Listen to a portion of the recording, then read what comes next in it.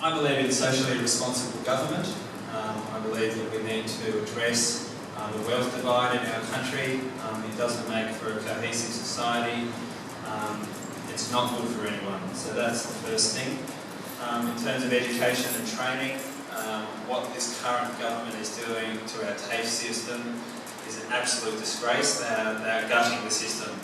The latest figures that have been told to me is that enrolments are down about 25%, and that the government is delaying the release of those figures.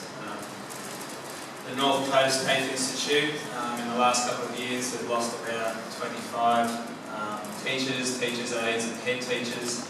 The quality of the courses is going down, the teaching time is being reduced, and the class sizes are going up. This is terrible, particularly in regional areas. Training and development is key to grow the skills base and to cater for our current and future workforce. Public transport, I'm a strong advocate for a return of our railway line. I know it's not particularly an issue for the Ballina Shire here, but the Casino to Wollongbar rail line should be the centrepiece of our public transport system going forward. It allows greater access to the services of our region, hospitals, the TAFEs, the universities. It will grow our regional towns by dispersing some of the tourists in Byron, and the buses should be that vital link to that service. It seems that successive governments or candidates in opposition have been calling for the return to the rail.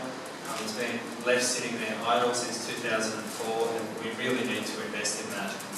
I'm advocating for the Pacific Highway upgrade between Broadwater and Ballina to actually utilise the existing railway corridor.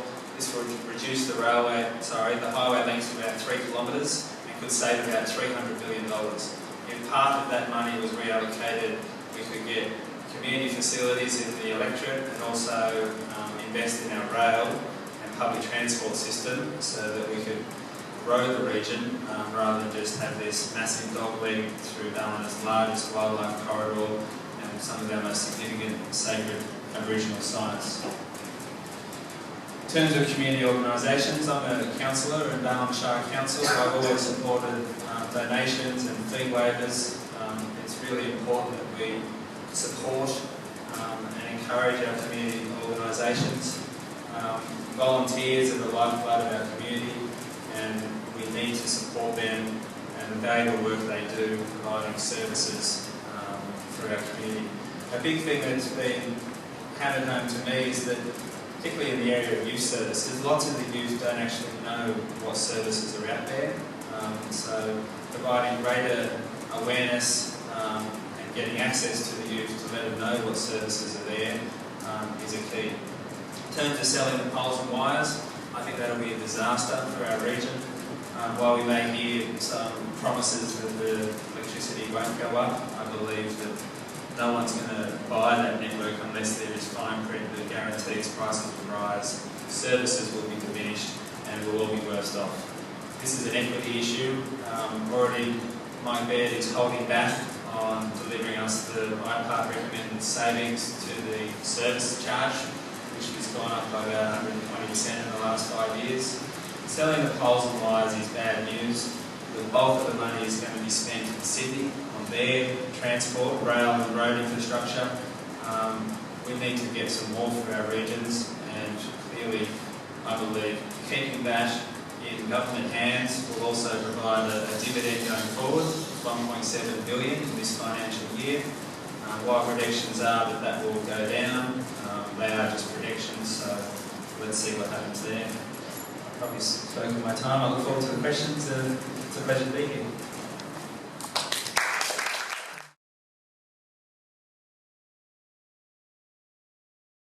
The Greens have a commitment to investing in communities, and particularly those disadvantaged and vulnerable groups that are part of our region and this electorate.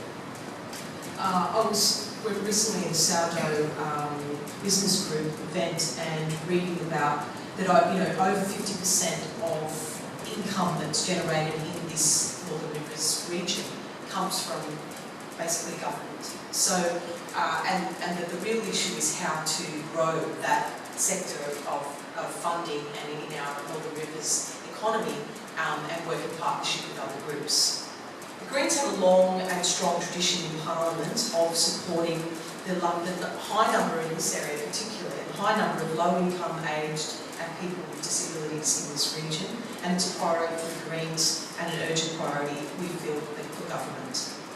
We must as a society prioritise the needs of the most disadvantaged and recognise that investing now will deliver positive outcomes for the future, and the Greens have been addressing these issues in Parliament. So in terms of housing, apart from our federal affordable housing schemes, the Greens initiated just last year a social and affordable housing inquiry that delivered 41 recommendations. We continue to advocate for the rights of those vulnerable, particularly in our caravan parks, with the changes that have happened recently to the management of our caravan parks. And social housing is a priority infrastructure for the Greens. We also have seen the loss of the federal $2 million worth of Commonwealth funding for the National Partnership on Homelessness, and that is a big concern, and that's something that this is a crisis, and it's something that we think needs to be addressed very urgently. Disability and aged transport, I want to talk about that later on. The need for greater employment opportunities, the transition to the National Disability Scheme and individualised funding, and the big thing that I see, having worked in both education and law in this region for the last 10 years, is both early intervention and then basically staying connected to people. And we know that with early intervention and child and family support, working with the family, like, I'm thinking of groups like Malanga Mukma, Brighter Futures, there's so many incredible blueprints of how we can do this really well and in a holistic way. And of course, we know that additional caseworkers and support for the long haul, and we're very constricted by the endless pattern of 3-year term governments and reinventing the wheel. And of course, our Aboriginal community, and I've been heavily involved in Aboriginal education for the last 10 years here, and also work for the Aboriginal Legal Service. So I'm very, very aware of what the cuts to the ALS, for example, and I mean, just today, I'm wearing my ATSI pin today because I'm just so disappointed in our Prime Minister saying that this is lifestyle choice, the situation that people find themselves in are most vulnerable people. We know, everyone associated with the council knows that these are not lifestyle choices. So I'm very pleased to be here tonight, and I look forward to the questions. Thank you very much.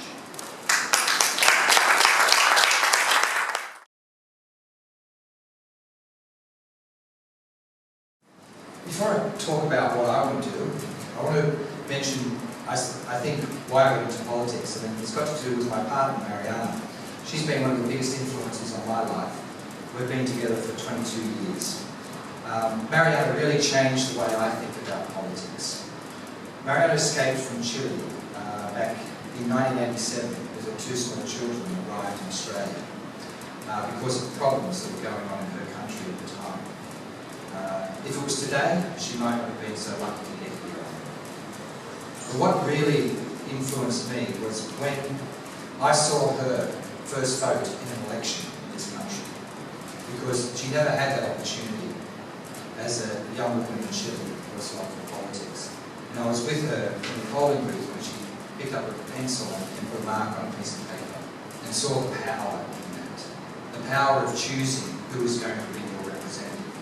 Because it is a vote in a way for freedom, but it's also a vote for choice. And that's really what we have to do when we are fronting up to an election.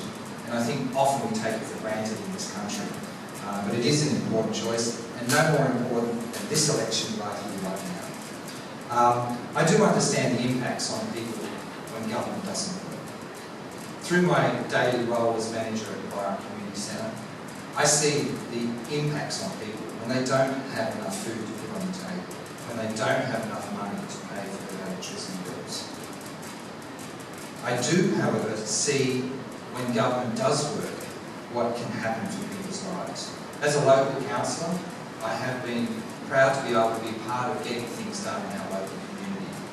And I have negotiated funding for young people so that they can be safe at night and also to protect our natural environment. So it is important who you vote for. And I think in this election, it's important to vote for the following things, to keep this in mind: to make the Northern Rivers CSG free, to have a better education system, to maintain our public hospital system, but also to support the vulnerable, the elderly and the young. And in essence, to have a fairer society. I'm not a career politician, but I've worked with all levels of government for many years.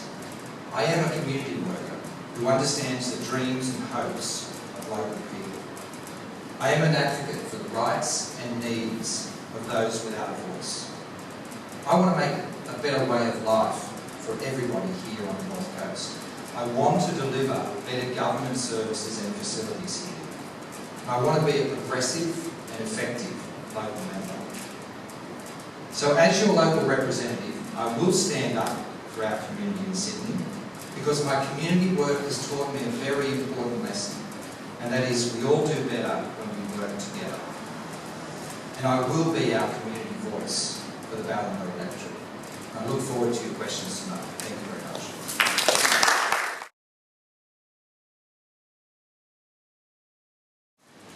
In terms of what the Nationals are looking to bring to the table and continue to bring to the table with social development, is I'll go to a comment that was made by Mike Baird on the weekend, which was one of the 5 planks, to say that a focus on those less advantaged than others within the community. That is one of the planks that the government is continuing to look at.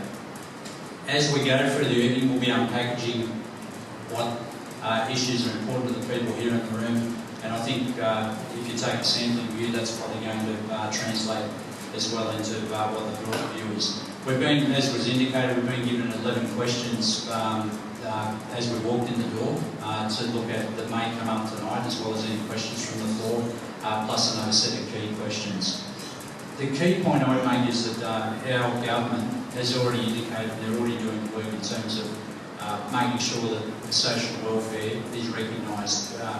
We had Minister Ajaka in the area yesterday. He attended Detroit, and I've got a feeling he might have done some work with the social council there. And before moving on to Byron Bay, to make a couple of announcements there, and then also speaking to the mentorship, which does come into that notion of welfare, mental welfare for our older community.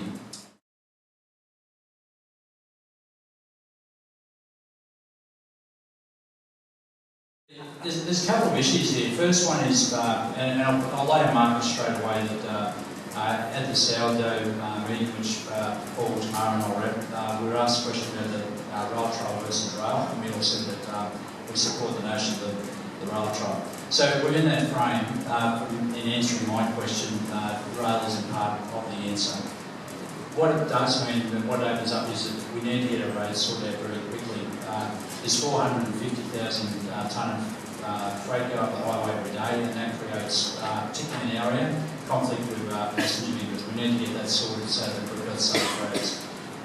Turning that to our regional reporting and regional roads, though, is that once we've got decent quality roads in place, which means that traffic can move quicker, we also need to focus on the bus network. And the 2 comments I make about the bus network is that we've actually already been involved with advocating for more appropriate fares for people, particularly between Ballina and Lismore, that's been reduced by 40% after tax, in terms of $6 the maximum fare for people, particularly those working, don't have transport up to Lismore.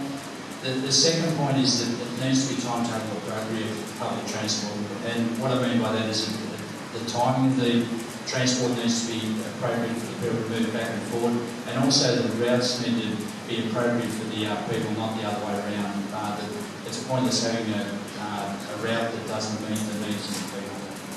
Thanks, Dave. Just in terms of answering this question, I'd say there's 2 issues here. It's about moving into the region and moving around the region. And on that basis, I'd like to, I had a conversation with Anthony Albanese on Monday morning, because he was up here, and he reminded me that under the federal Labor government, that he put in $7.6 billion into the upgrades around the highway going up the coast. So Labor is very committed to making sure that the infrastructure is in place. Unfortunately, the current federal government hasn't continued that and has cut that drastically. Once we get in here, it's about moving around, and we have particular issues here in terms of if we look at the local areas, and I'm thinking about the different issues around the town. So Byron Bay, for example, has a huge issue around traffic. Anyone who's talked to anybody in recent days understands that. The council is looking at that, and I think that the state government needs to work more closely with the local governments in this area to overcome those sort of traffic issues. And Ballina has similar but different ones. The coordination amongst the levels of government needs to be improved so that we can get on top of that. I would suggest that public transport and community transport needs to be divided up here. Public transport is hard to provide because of the numbers in the area. We do need to look at regulations around use of small buses so that we can have more commuter-type services in the region and around the towns. Community transport is really important for disadvantage in terms of getting to legal appointments, in terms of getting to medical appointments. I'm getting stories about the difficulties with that, especially for older people. So we need to have a close look at that because of the lack of public transport in the region. So I'd like to see a much more cooperative approach between not just councils and state government, but also community organisations like NRSDC, because I know they've done some good work in this area. And let's not forget the ability of technology in this area to bring people together to come up with transport solutions, because there have been some issues there. The Greens, we have a plan, we have a $20 billion costed plan for infrastructure in New South Wales that cuts across not only public transport but education and health, which hopefully through the night I can drill into a bit more. As someone who grew up in this area, raised my daughter in this area, my mum's a pensioner in Ballina, I'm very aware of the limitations of public transport being able to get around at any age of life in the region. And I think the deficit model, I do not understand why we accept a second-class or, in fact, third-class public transport system in our area. It's been neglected for 50 years or more, and the Greens would like to work, there's 100 civil engineers of the RMS. Surely it's time for us to have a really concerted, bipartisan, I know there's a regional plan, but it's been sitting there and it hasn't been actioned. And I honestly think that that it's time that we really look to 50 years, 100 years into the future. I spent a lot of time in Japan. I'm used to seeing world-class public transport trains, and so it is. I don't see why we have to accept it. Obviously, an array is necessary. I agree with Angela. We'd like to move more away from fossil fuels, and I think that there could be a vision of the future here. Indeed, there has been a vision, and I'd like to see that move to a matter of priority. And the Greens certainly have a record on that. And the other thing, of course, one of the things that we have recently that the upper house members have done is successfully put a motion to Parliament to review the taxi transport subsidy scheme that so many of our elderly and disability in this area actually use, which is where their taxi fare to doctor's appointments is subsidised. It hasn't changed in 16 years, it's still at the same rate, and that's something very simple that could be changed by the government right now. Thank you. Thanks, Mark. So I believe that the rail should be the central plank of our public transport system going forward. Governments need to plan for a return to the rail. We need to have our planning and new subdivisions and densities associated with that rail line, and to have bus links linking up with that. I just find it just bizarre that we've got this Casino to Mooloolaba rail line sitting idle, yet the government subsidising transport and public transport in, say, the Sydney and the Newcastle area, and we've got the Queensland government buying back their rail corridor to extend it down to the Coolangatta. The Northern Rivers has over 3 million visitors per year. It's got a lot of day trippers and weekenders coming down from the Gold Coast and Brisbane. We've got traffic congestion on our roads. We've got one of the highest growth rates out of Sydney in the state, and we have a rail line sitting there. At the moment, our buses are almost non-existent. To go to the hospital in Lismore for an appointment, the bus timetable doesn't even link up. It's not affordable for many people, so it makes a lot more sense to have buses linking to the railway stations and then be able to disperse not only locals but tourists around the region. We need to extend that train line to Coolangatta Airport, and we need to plan for a future that's not just going to be gridlocked. How are we going to say double our population in 30 years? The projection for Ballina is to increase it by another 15 to 20,000 in the next 20 years. That's the state government enforcing that on Ballina Council, and they're rezoning land, and we've got urban sprawl, which is just entrenching the cars and everyone having to drive into the towns. I think it's short-sighted that we have this railway line, that there's a proposal to spend $50 million turning it into the most expensive bike track in the country. I think the rail trail, if it goes ahead, should be alongside the railway line, and if it compromises a return to rail, I do not support it at all. I think the railway line is the key, and we need to look at looking after the residents and getting access to services and to move around our region, rather than supporting a few future tourist operators running an expensive bike track. Thanks, Jeff.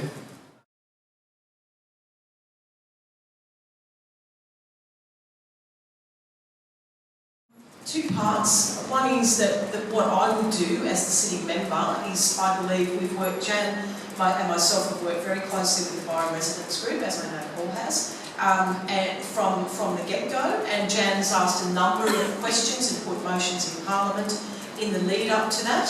The decision was taken away from the community, and basically I am aligned with the Residents Group in believing that the Minister has the power to call this in, that has the power to change her mind, and that's exactly what I'd be asking her come sitting in May, and that's exactly what I'll be working with the other Greens to see happen.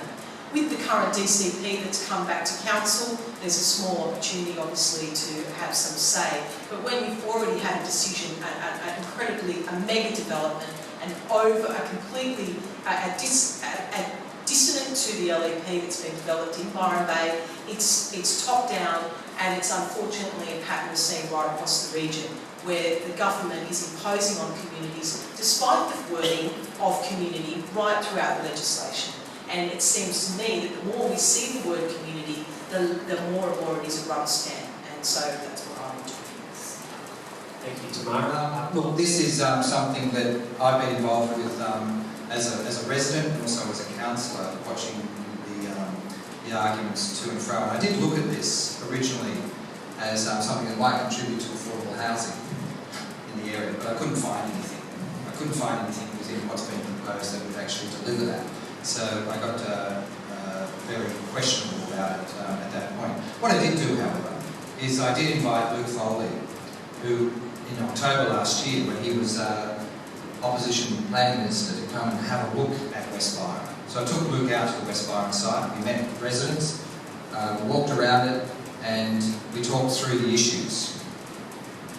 And what we decided was, at that point, we called on government, on Prue Gowrie, as planning minister, not to make a decision on it and to hand back that decision to the local government authority as the appropriate authority to do that. And in line with principles, I suppose, around good community planning that we want to see come forward in the next government. That's in contrast to what actually happened. We had a planning minister who has never visited Byron Bay make a decision that would see an impact on the town that could raise anywhere to at least 30% increase in population. Now, that's not the way that you do good government, in my mind. So yes, we are against it, and yes, we have made a commitment that if we are elected to government, and you have to be in government to do these decisions, that the next planning minister, hopefully a Labor planning minister, will overturn the set that was passed on 14th of November, which would then, in effect, give the planning powers back to Byron Shire Council to determine. So that doesn't mean no development necessarily in West Byron, but it means that hopefully we'll get much more appropriate development there and in the hands of local representatives rather than state representatives in the city. I'm totally against the West Byron mega development. When this Liberal National Government was first elected, they went in with a platform to return planning powers to local government. I'm sure we all remember that mantra back in the day. Well, they've done the exact opposite. I think it's an absolute disgrace that we have planning ministers in Sydney who are clearly influenced by the millions of dollars that have been gifted to the major parties, are making these decisions against the wishes of our communities. I have been voting and talking against the major urban sprawl rezonings in the Ballina Shire. We've got the Cumberland A and B developments up the top of Ross Lane, which are going to add up to 10,000 extra residents to the Ballina Shire. This was passed by the Ballina Council basically under duress, because they were afraid, the majority, that if we did not approve it, then it would be handed to the state government and they would make it worse. They'll give us less contributions and the community would be worse off. As it is, the QRA development's going to cost the ratepayers over $7 million. That's a shortfall, basically an extra profit for the developers, and the community is lumped with providing the extra infrastructure that will be needed as a consequence of that development. I'm sure the West Byron, if it went ahead, will be the same thing. It won't be affordable housing. Anyone who thinks that new houses going to Byron will be affordable housing, I think really needs to have a look at the median house prices at the moment and going forward. I believe local government should be making these decisions. We should be getting rid of the joint regional planning panels, and I'm sick of hearing one thing from candidates and parties before an election and then them doing the exact opposite once they get into government. I think we need to go back a step in terms of, and there's two or three issues to talk about here. The first one is in terms of the local decision. I don't think anyone disagrees that that should be the case. The reality of the West Byron development was that it was actually called to Sydney by the Labor government, and the decision was made by the current state government. The decision to return the DCP to the Byron Shire Council was made by the Minister's Office, and we've heard here tonight that intimations that particular parties that influenced that decision. The reality was that the government made that decision. I do need to make a comment in terms of what the affordable housing situation is that, talking as I've been door knocking through the area, there's people that are actually living in Byron Bay that have got their house, but their kids are living down here. They don't see that as ideal because they've got to travel down and see their kids. And the key point they make is our kids can't afford to live in Byron Bay anymore. Straight economics said that that's a supply and demand situation, that if they can't afford housing, they can't live there. So they've moved on. The second issue is the economic benefit of housing, that if you've got a robust construction industry, it means that there's more money coming into that local community. And that's a key point, so that if the builders and the chippies, etc., and the electricians, etc., are getting work, they're bringing money home, that money's feeding back into the thing. The last point I'd make about West Byron, because at the end of the day it's going to be the local community with the DCP, and the Byron Shire needs to do some heavy lifting here to get this over the line. The last point is in regard to the roads. We spoke about this earlier, is that none of this should happen until there's an appropriate road infrastructure along Ewingstale Road and any of the other services that the young man at the back mentioned in terms of making sure the education needs are going to be met in terms of what those growth capacities are. The point that we're talking about, I think the expression that was used was a mega development, is that doesn't happen overnight either. In terms of, it's a long-term projection, but that'll come out through the analysis. Thanks very much. Do you support the West Byron development as it is from each of the candidates? Yes or no, or whatever? No. Chris? Yes, in terms of its current form, that it was approved originally before it was shown, yes. Yeah, that's a definite no. Sorry, Jack.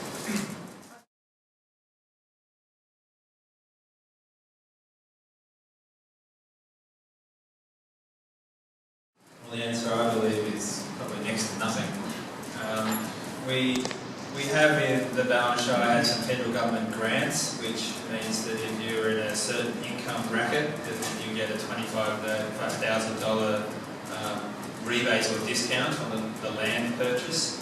But we know what I don't know exactly, but the housing in Byron is some of the most unaffordable housing outside of the eastern suburbs or the inner city, eastern suburbs of Sydney or the inner Melbourne suburbs.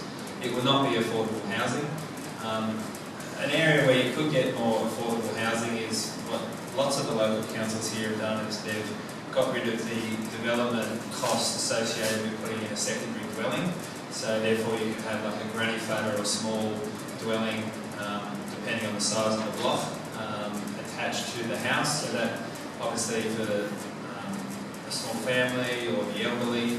So there's already provisions to provide some more affordable type housing, but to think that a new subdivision in Byron is going to be affordable housing, I think is a bit of a con. Thanks for that. Angela. Look, there's nothing affordable about blocks of land that start at around 600,000. I don't know about you, but that's not affordable housing. And I just want to clarify, when I was talking about dissonance with Byron LNP, I'm talking about that communities develop their local environmental plans over long periods of time based on the character of the actual town and community they live in. And that's what with this road, the rezoning is so out of character, and it's so and the whole and the density there and the sewage issues are going to cause, it's a huge concern, as we know. That number of housing lots on that site, in that site, let alone the fragility of the site, is outrageous, and it's completely dissonant with our community. And I was part of the No Club Med rally. I understand the history of the town, and this is a blight on our town, and it is not about affordable housing. The Greens have a priority for affordable housing and social affordability, and this does not mean that at all. Yeah, look, as social housing has come into the arena, I just want to make a comment. Let's get real here. What's going on in this state is shocking. Okay, this government has cut the social housing budget, the last budget of the last Labor government, in half since they've come to office. That's the reality about how affordable housing is being met by this government. And if you want to have a look at it, you can see it in this area. North Coast Community Housing Annual Report. We have at the moment 874 community housing units being managed by North Coast Community Housing. If you can see this graph, it illustrates my point perfectly. It starts at 2007, where we have 464 houses. Then there's a climb each year until we get to 2011, and then it just flatlines. The reason it flatlines is because that's when we have coalition government coming into power in this state. So they are not addressing this key issue in terms of affordability. In terms of West Byron, I'm not going to be as negative as Jeff on this one. And I know that affordable housing is difficult, but you can do it. We just passed an affordable housing development in Ocean Shores at Byron Shire Council meeting a meeting or two ago, and that was under the affordable housing set.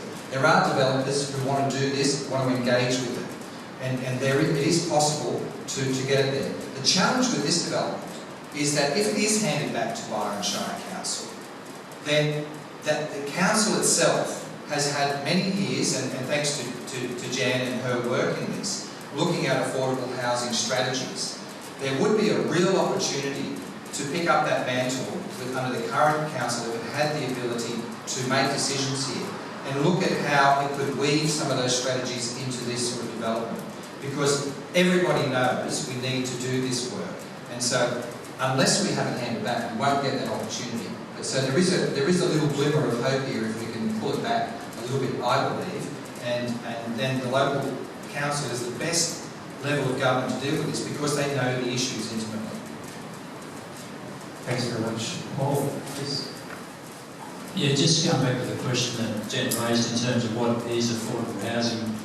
At the end of the day, it really comes down to that very point. What is affordable for particular families in terms of being able to do that?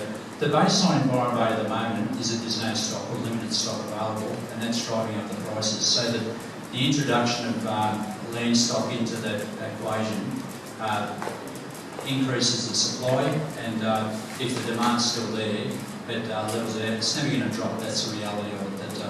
That Byron Bay is a sought-after postcode to be living in, but the baseline, as I said at the moment, is that with a lack of stock coming into the market, that's going to be an impact. The second point, this came up in discussions with Byron Residents Group, is the alternative to West Byron is to infill. But then in the same conversation was, the question was asked in terms of what the impact is on the sewerage capacity, etc. Sorry, Jean, that was the case. You've still got the same amount of infrastructure demand. So whether infill is a preferred option by some of the group within the Byron Residents Group or not, but the point is, and I'll restate it, is the baseline at the moment is there's insufficient stock within Byron Bay for people that do want to live and, as mentioned, work in that town. Thanks. Thanks very much, Chris.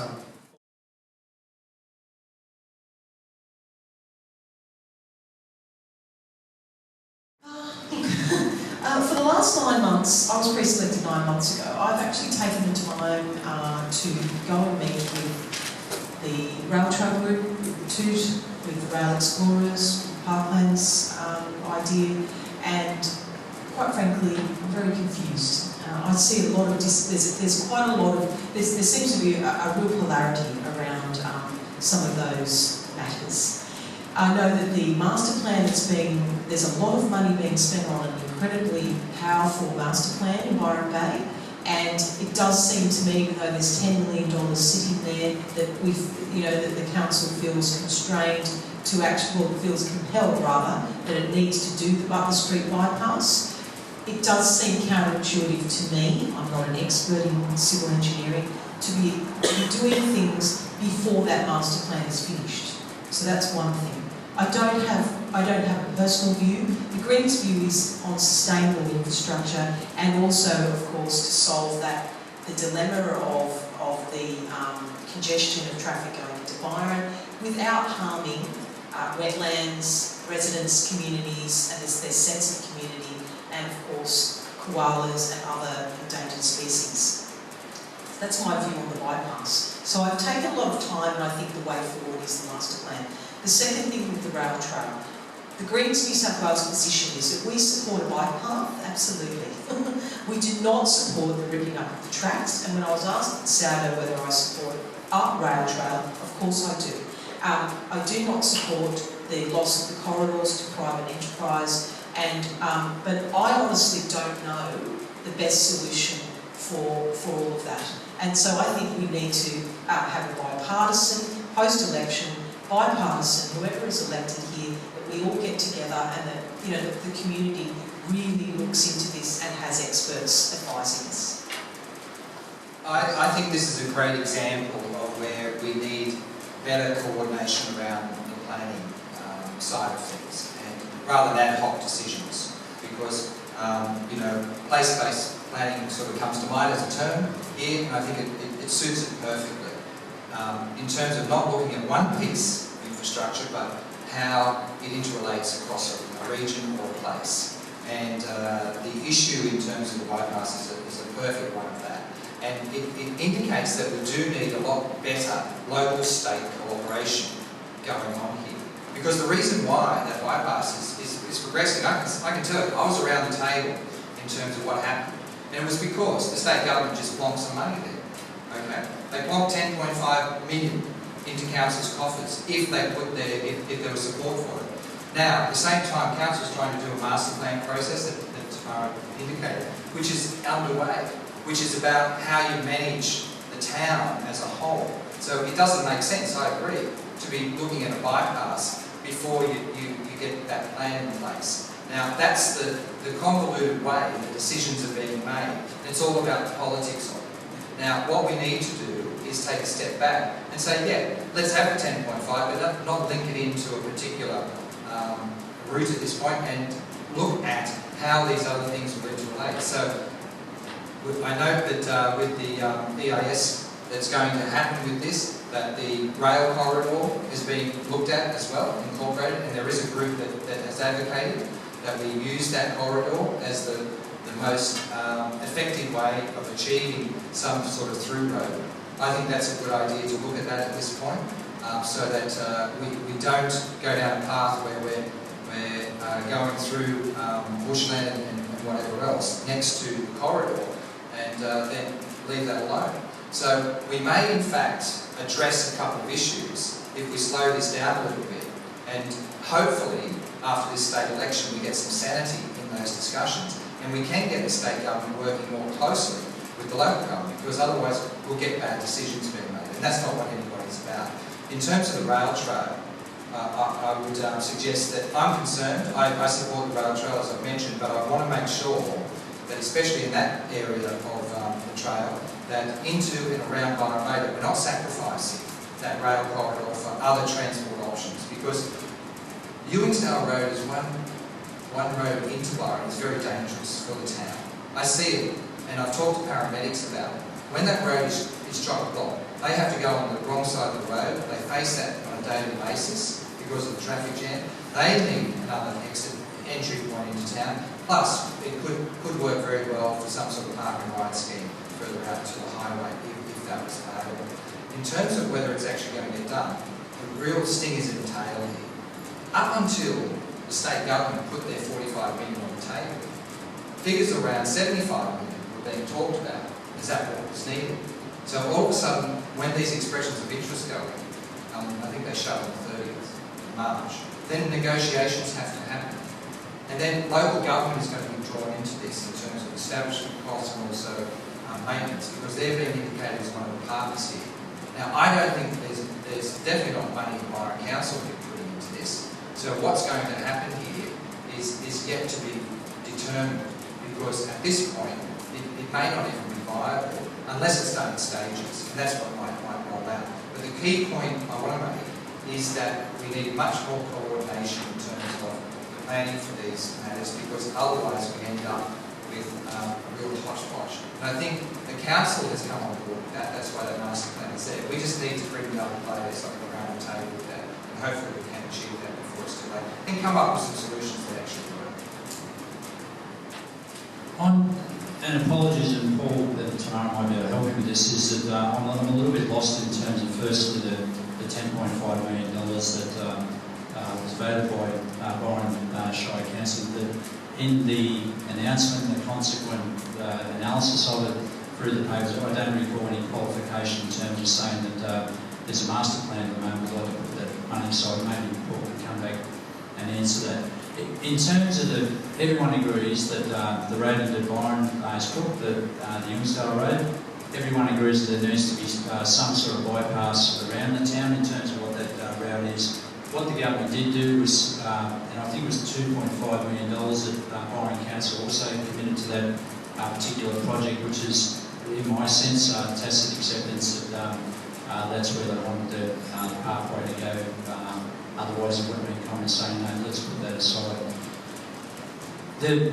Just to talk about the bigger picture in terms of what the infrastructure looks like going forward, and if I'm privileged enough to represent this community, if the government's privileged enough to represent the state, that they've come to a mandate in terms of the leasing of the poles and wires in Sydney. I've absolutely no doubt that'll be one of the questions as we go through the night. There's $6,000 million coming into regional New South Wales. I just repeat that, $6,000 million. Contrast that to the announcement that Luke Foley's been making, is that we're going to draw money back out of the what is currently the Restart New South Wales program and put that money into Sydney. So, from my sense as a local community representative, there's a pretty clear choice there that says accepting the mandate of the government that there's going to be a big amount of money put into regional New South Wales, or it gets dragged back. I think the ultimate figure for regional New South Wales under the Labor plan is $480 million. That's the fundamental difference.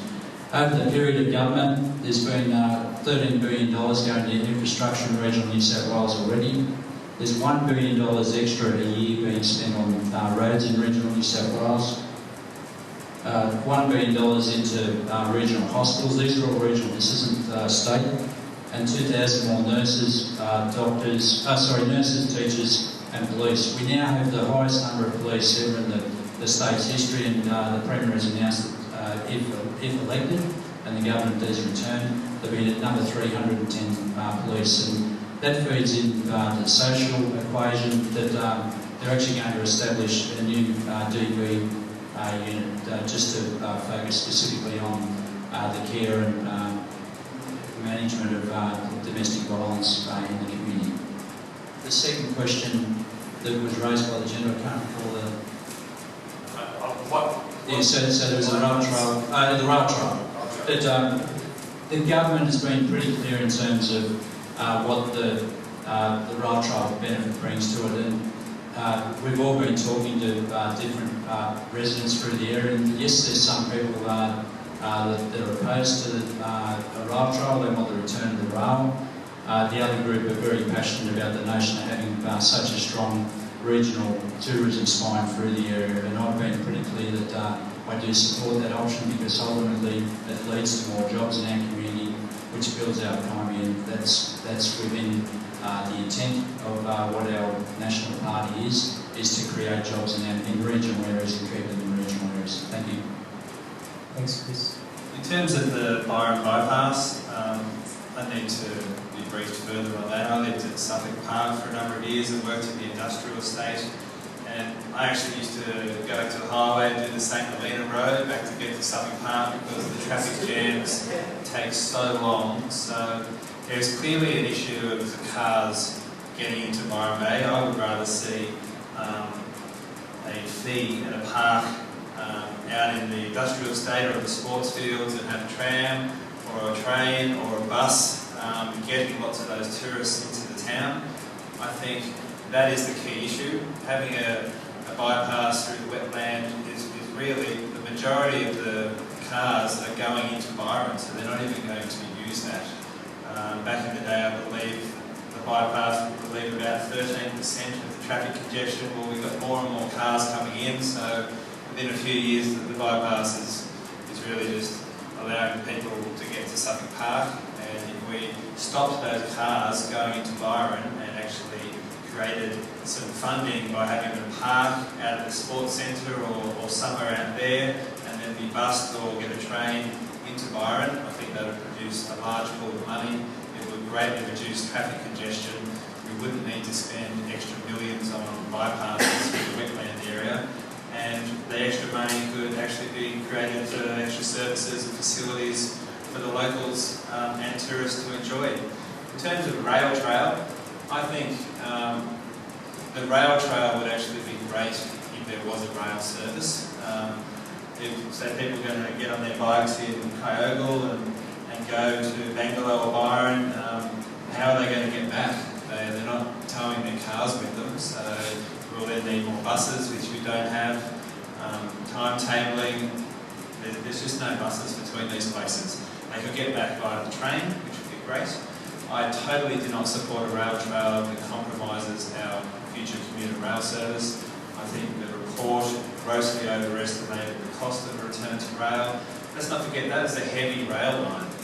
They cut out the commuter rail service, I think, in the 70s. I've seen pictures of it, the Lismore beach train to Byron, absolutely overflowing. Well, we've got a lot more tourists and a lot more people here now. So to say that a commuter rail service isn't viable, I totally disagree with. To say that we should be ripping up our rail line to support a couple of future tourist developers and that that's going to be great, or there's going to need to be trucks or buses or extra vehicles getting those people back to where they started from, whichever it was. So I don't support a rail trail if it compromises the rail line, and I think there's a better way to alleviate traffic congestion in Byron than to build a bypass.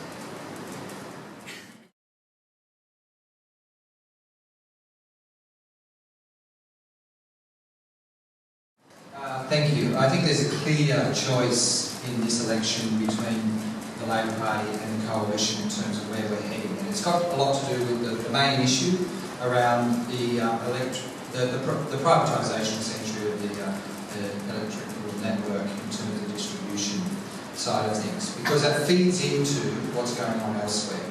At the moment, we have a lot of talk about money being put out around the state by the coalition. Most of it is dependent upon that privatisation. That will mean that we lose from our ongoing budget this year, or last year, $1.7 billion, okay, for the state. Now that's the money that goes in to pay for things like nurses and teachers and everything else. That ultimately leads to privatisation of those services because we won't have the money to pay them in an ongoing way. That's the agenda here. Someone is making money out of our state's assets, and it won't be us. That's guaranteed. It'll be someone else. In the example that's happened in South Australia, a Chinese billionaire now owns that network, and every year $420 is going from every household is going into his pocket and not into the people of South Australia. That's a key issue. We are seeing that with the Byron Central Hospital, even, that's being construction has started. I saw the plans for that last year, and I was shocked when I saw the plans because there was no surgery unit in there. It's not there at the moment. And when it was raised publicly, when I raised that publicly, Don Page said, "Oh, no, you got it wrong. We're going to do that, but it's going to be by a private operator. We're going to market test it." And that's what's going on at the moment. There's a market testing going on that doesn't actually close until December this year. Now, that's putting it too late. Because what's going to happen is, of course, if the market comes back and says we can't do that, then we don't have those services.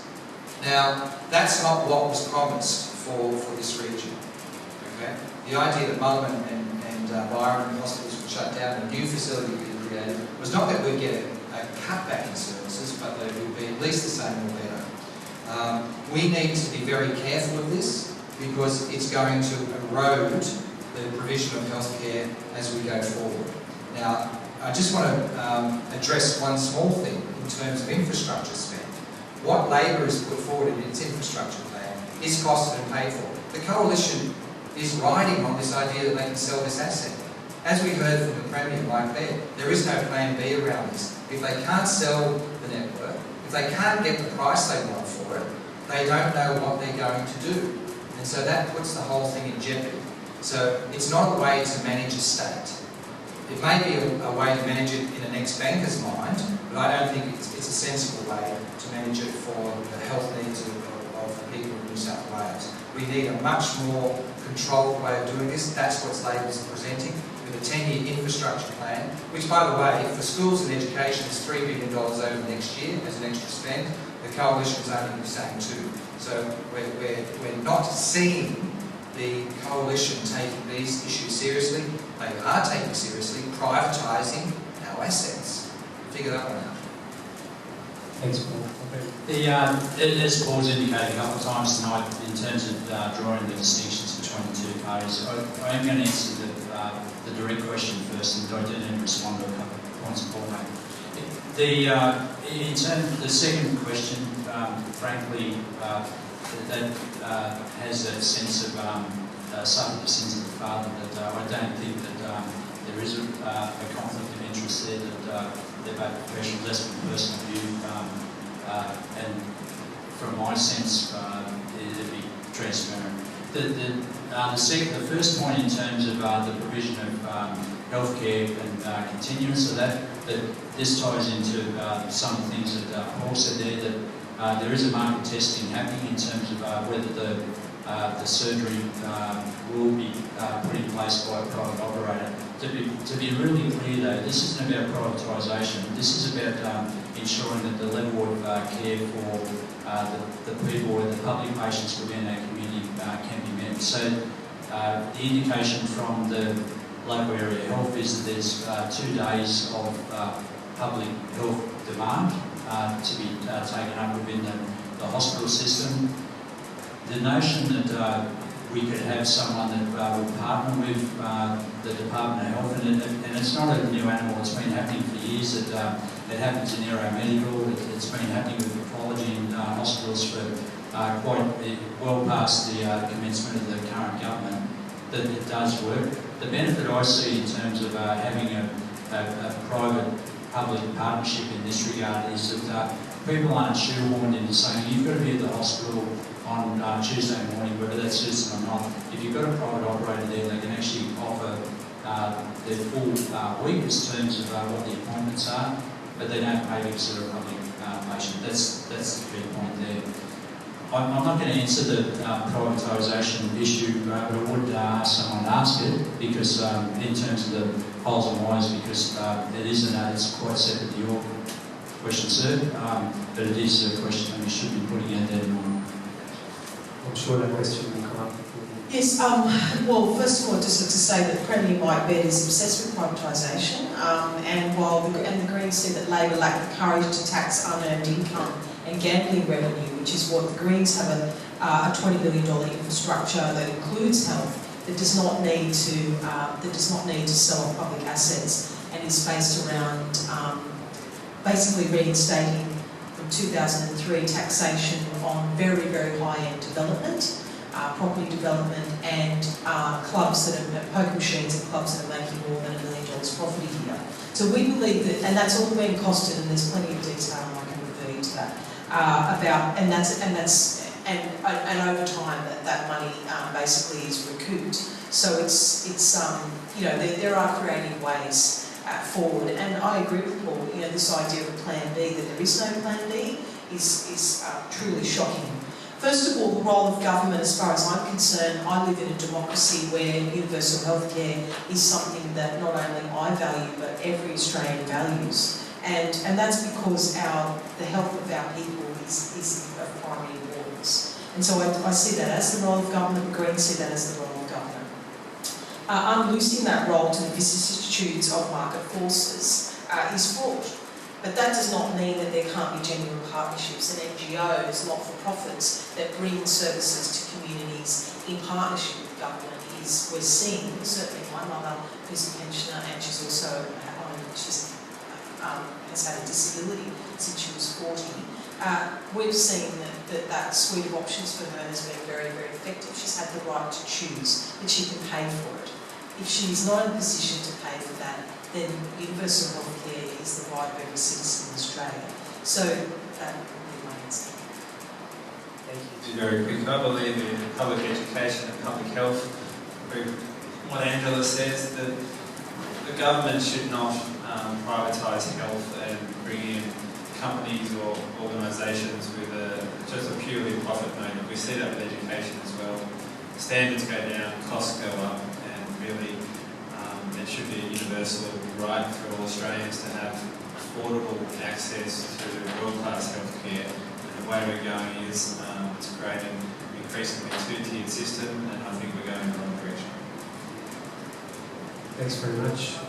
To Jeff, Tamara and Angela, given that it's pretty unlikely that the Greens or Independents will form government in their own right, how do you intend on keeping CSG out of the Northern Rivers if you're not in government? And to Chris, given Kevin Hogan walked away from his commitment to cross the floor against CSG, even if you are in government and the Liberal Nationals, and your view is different from the majority of the Liberal Nationals, how do you intend on keeping CSG out of our area? And to Paul, given that Labor did hand out CSG licences, has Labor changed and will Labor keep CSG out of the Northern Rivers? Well, the answer, David, short and sharp. The answer, David, is that the government, neither party have done anything on the floor of Parliament to stop CSG. Jeremy Buckingham from the Greens, and of course, like you learned if you were a frack man last night, that Larissa Waters, from the get-go, Dane Putsky told me Larissa Waters has been her absolute rock. That's the Queensland Greens Senator. We've been opposed to this toxic industry since it was introduced into Australia. So the answer is, if it hadn't been for the Greens, I wonder whether this toxic industry would even be on anyone's radar. And in fact, there's a big difference between bans and moratoriums. We want to see this banned right across New South Wales, and the short answer is I will continue as the sitting member to do what Greens do, which is constantly agitate to change laws in this country at state and federal level, and that's what any sitting member does, regardless. In fact, I would say that bloc parties, that neither party has shown any initiative or courage on this issue. Thank you. we could be in a situation where we have a minority government, so let's not discount the potential role for independence. CSG, Free Northern Rivers, and ultimately a ban on fracking for the whole of Australia, starting with New South Wales, would be a non-negotiable position that I would take. In terms of how to keep it out of this area, well, unfortunately, the Nationals renewed licence PEL 445, which I believe was sold today to AJ Lucas for $2.5 million. The Northern Rivers is still under threat. Clearly, you do not renew a licence in the areas where there is productive gas supplies if you do not have an understanding that you will be getting your police force to go and assist those foreign-owned companies to exploit those reserves. In terms of keeping it out of this region, I was one of the instigators of the Ballina CSG Free group. I brought these motions to council about 4 years ago. I've camped out at Bentley. I've been to Doubtful Creek. I will continue to be a frontline activist in joining with the people in stopping this getting into our region if by chance the coalition win government. While the Greens are the strongest mainstream political party, this is a people's movement and the people will not allow this to happen, and let's just hope that the coalition realise that. The Nationals getting re-elected in our region will give the government the momentum to inflict this back on our region, and renewing those expired licences is a key that is what will happen. So don't write off the independence. Thanks. So just so I'm clear, mate, the question you had to me was, as someone that's within a party, how do I propose to move that forward? So the first point, thanks for acknowledging that I have come out very strongly in terms of the CSG issue. That for those that aren't aware, I've been pretty clear about the cameras in my face in terms of saying what's my position on CSG, and the summary of it is it's not appropriate for our area. Quick history that in 2011, that's what our electorate looked like under the PELs that have been issued by Labor. That's what it looks like now. So the first point I'd make is that in terms of there is a plan there and it is being activated and there is being work done. That there's a couple of head shakes, but that's the reality of what it is. Is it enough? Personally, no, I don't think it is. In terms of what I can take to Parliament, particularly if it's part of the government of the day, is that there's two levels to how you agitate for that change. First one is in the party room, that's traditionally where the more robust debate takes place, and to be agitating for those changes to continue. The second thing, as you said, is what across the floor on something like this, given our community is very actively involved with. The short answer is yes, I need to, because our role as candidates and as representatives is to represent the community, not to bring back a message from Sydney. I've said that twice with a camera in my face now, and that's where I stand on it. Thanks. Thanks, Chris. Thank you. Yes. The first thing I would say is that Tamara mentioned courage in terms of CSG and having courage. I think the biggest courage is actually accepting we've got something wrong and changing. And that's exactly what's been going on within the Labor Party. As with many people, we jumped in too quickly with this. I remember the days when people were talking about CSG, and even the Greens were doing that, around it being a transition fuel. We've learned from those days. We've learned that that's not appropriate, and certainly it's not being backed up by our community. I agree with Angela. The people at Bentley, I went out there a couple of times and I saw what was going on, and I agree. This is overwhelmingly the issue in this election at this time. It's the clearest indication you get from a community when there are polls, like what happened in Lismore, showing what was an 87% against. You know, this is clear in terms of this area. It's also a watershed moment here for us, just like it was in the 80s in terms of rainforests. And when we had a Labor leader then, Neville Wran, protect the rainforests through the Parliament in New South Wales, that led to World Heritage listings, and we've seen the movement that has happened since those days. And I believe that that's where we're facing now, with a state Labor government with Luke Foley as the leader, there is a clear commitment to ban CSG forever from the Northern Rivers. That's unequivocal. You can't argue with that. That's what will happen. He's stating his leadership on that. And he's come here last week to restate that on farmland within this region. It's great to have activists. We need activists. But what council has taught me, this is why I'm standing as a Labor candidate here for State Parliament. It does matter when you're sitting around a table and you put your hand up for a vote. That's what matters, because it changes lives, it changes decisions. So you need to be empowered to do this. And so that's why we need a Labor government to stop CSG. Because Chris, I admire, okay, you can be against it, you don't like it, but the reality is, mate, you're in the wrong party. They are not going to stop it. They are not going to stop CSG. They have a plan for increasing it. That's what's happening. That's why we've seen the PEL renewed in this area. The reality is that if we are, whatever party forms government next time, they have to have a clear policy around this. What we're getting at the moment is confusion with the Nationals and the Liberals on this. We know that Mike Baird loves the industry. He said that. He wants it. So in terms of what's going to happen, for us to stop CSG, we need a Labor government in New South Wales, March 28. That's why I'm saying, I'll finish off on this point, David, the most important thing that voters can do in this election is to number every square and put the Nationals last. Thank you. Okay, thanks, Paul. Look, furious agreement, I think, on that issue across all the panellists. No CSG in this election across the I don't think so. I'm sorry, I don't think there is. I want to know whether all the candidates are happy with the cancellation of PEL 445. I think everyone here said that they don't want CSG mining on in the wilderness. Well, That's what. but there's still an active balance. It's still possible. Yeah, there's three. There's a number of active ballots. So everybody has to.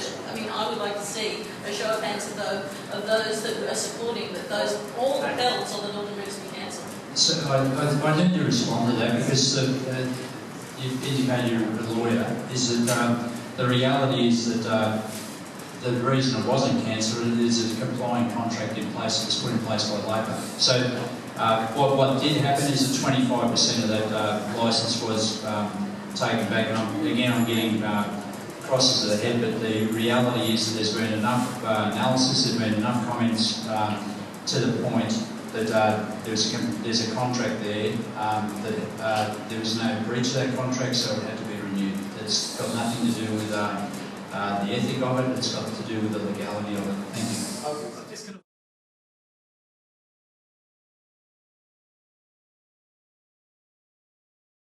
Yeah, I don't support knocking down a perfectly good building and then rebuilding it again slightly differently. So I don't support the Coalition's proposal to combine the two schools in Ballina. My position is we need first-class public education, and TAFE is a clear component of that. We need to have the schools and the TAFE working together and have greater investment in public education.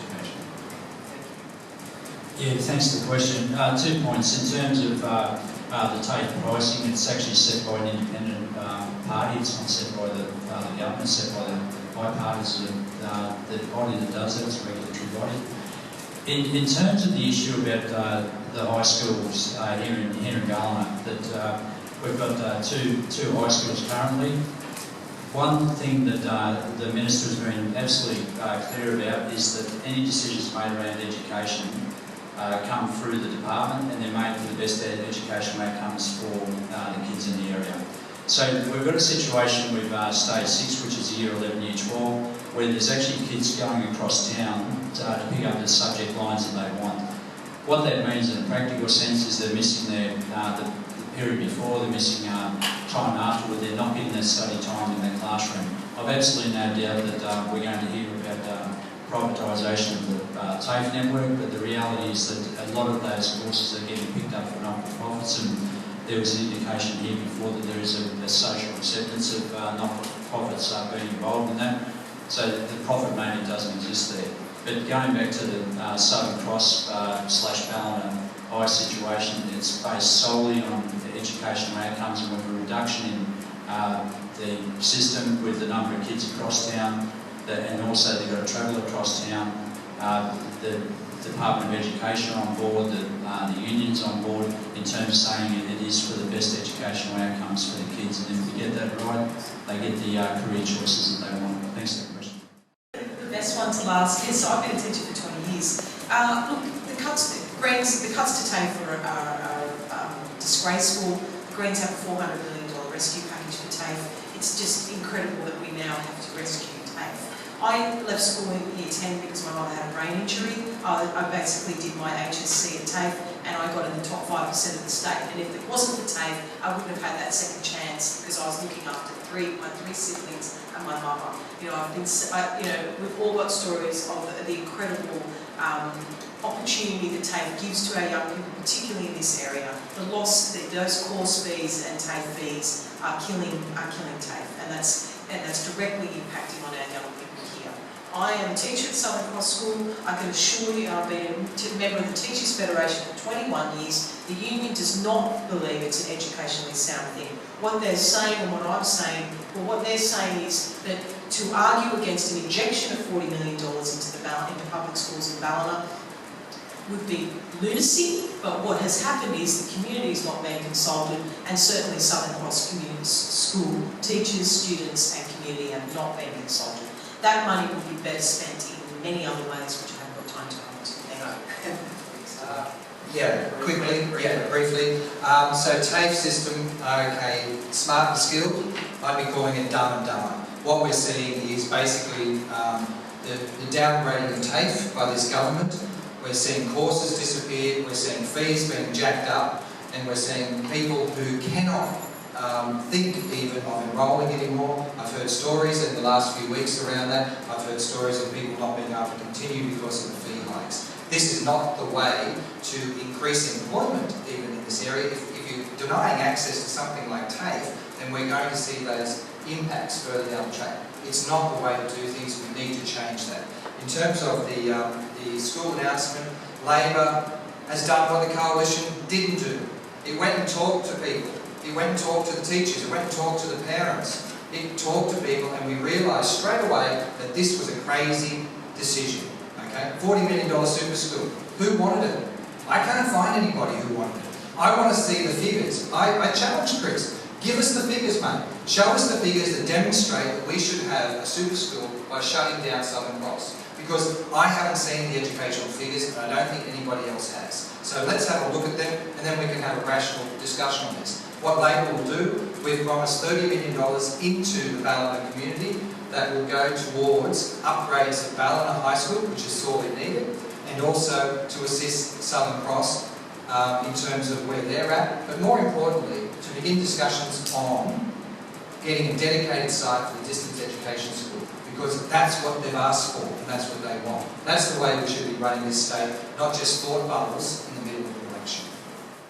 What will you do about some of the federal government cuts that are really affecting vital services in our regions? We've got Real Skills that's being lost, Links to Learning, Youth Connections, some of the most vital services that exist to support young and disadvantaged people in our area. What will you do? Because the impact's going to shift to the state, so the feds can drop off their funding, but the impact and the need's still there. What will you do?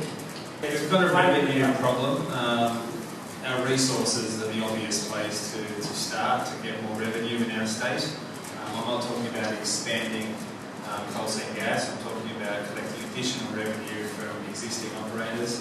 In terms of how to reduce some of the cuts being proposed by the federal government, I would be speaking and having meetings with our New South Wales government senators to ensure that they know the issues that are important to our area and to ensuring that they do not pass unfair budget decisions at the federal level which will have an impact locally and impact the state budget.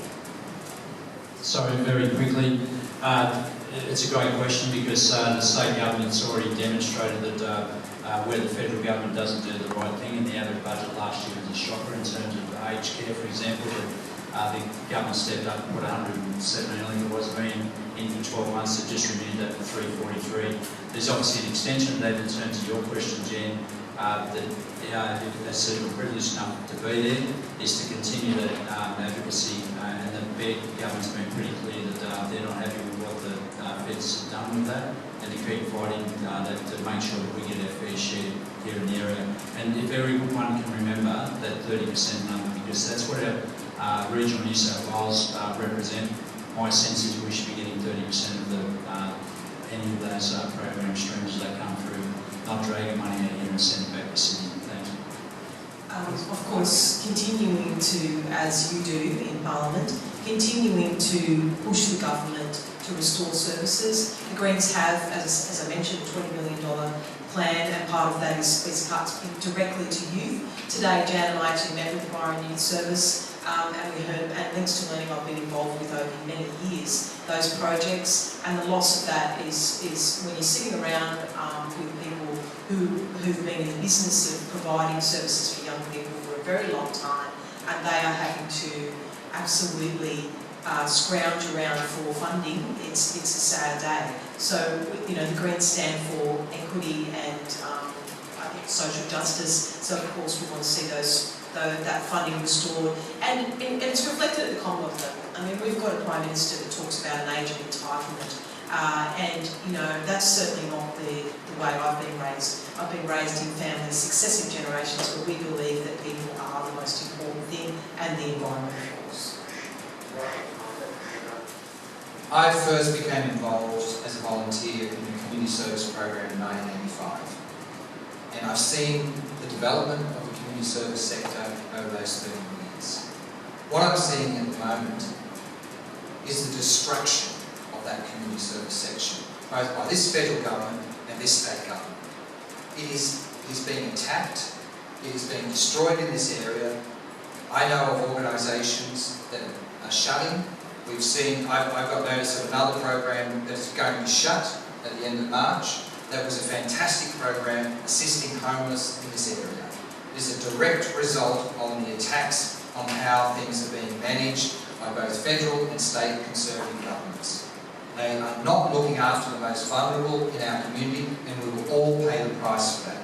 What Labor will do, if elected, it is going to have a pledge around how it will support the community services sector in this state. It's going to ensure that we get some sanity back into that. And there's three legs to that pledge. The first one is that we will end competitive tendering, because we have seen the destruction that has caused over the years that it's been in play.